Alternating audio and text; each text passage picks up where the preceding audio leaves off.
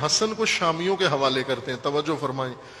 احتجاج، کتاب الاحتجاج، مرحوم طبرسی کی کتاب الاحتجاج، اس کے اندر جلد دوم میں احتجاجات امام حسن میں یہ روایت جو بارہا اس کا متن تفصیل کے ساتھ آپ مومنین کی خدمت میں پڑھا ہے، موجود ہے.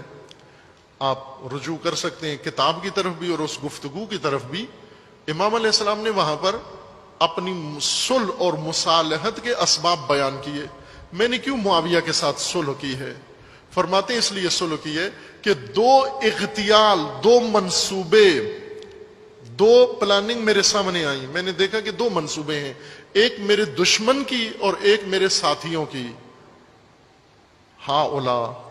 وہ ہا کہہ کر میں نے کئی عرصے تک سینسر کر کے یہ روایت پڑھی ہے. عزیزان، ایک عرصے تک سینسر کر کے یہ روایت پڑھی ہے. بعد میں خود میرے اپنے ضمیر نے ملامت کی کہ کس لیے سینسر کر رہے ہو، کس کے ڈر سے کر رہے ہو، کس کے خوف سے کر رہے ہو. پھر پوری روایت پڑھ دی بغیر سینسر کے. جیسی امام حسن نے فرمائی تھی ویسی کئی دفعہ پڑھی ہے وہ روایت. وہ جملہ کیا تھا؟ یہیں پر اس روایت میں تھا ہا سے آگے جرت نہیں ہو رہی تھی پہلے مجھے پڑھنے کے لیے، لیکن پھر پڑھ دی وہ روایت. وہ کیا تھی؟ الذین یقولون انہم شیعتنا، یہ سب جو کہتے پھرتے ہیں کہ یہ میرے شیعہ ہیں. پھر ان کا اغتیال، ان کا منصوبہ، ان کا دام فریب میرے سامنے آیا کہ یہ کیا سوچ رہے ہیں. پھر میں نے ان کا منصوبہ سوچا کہ یہ کیا سوچ رہے ہیں. دونوں کا جب میں نے رکھ کے پرکھا، موازنہ کیا، اپنے دشمنوں کا اور اپنے شیعوں کے دونوں کے منصوبے دیکھے، تو مجھے دشمن کا منصوبہ بہتر نظر آیا. کیوں؟ کہ میرے اپنے شیعوں نے میرے لیے جو منصوبہ بنایا تھا اس کے اندر بہت ذلت تھی.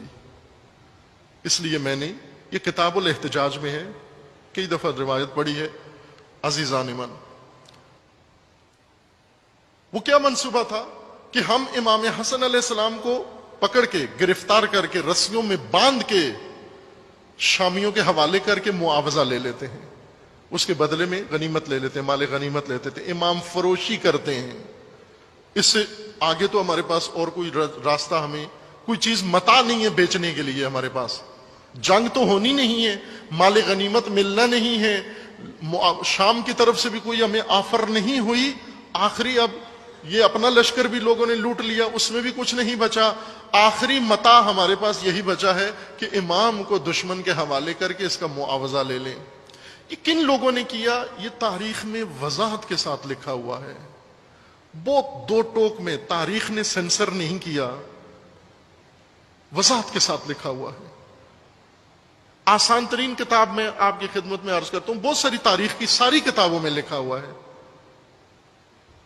منتہی الاعمال مرحوم محدث قمی کی کتاب ہے، اس کے اندر انہوں نے کھول کے لکھا ہے.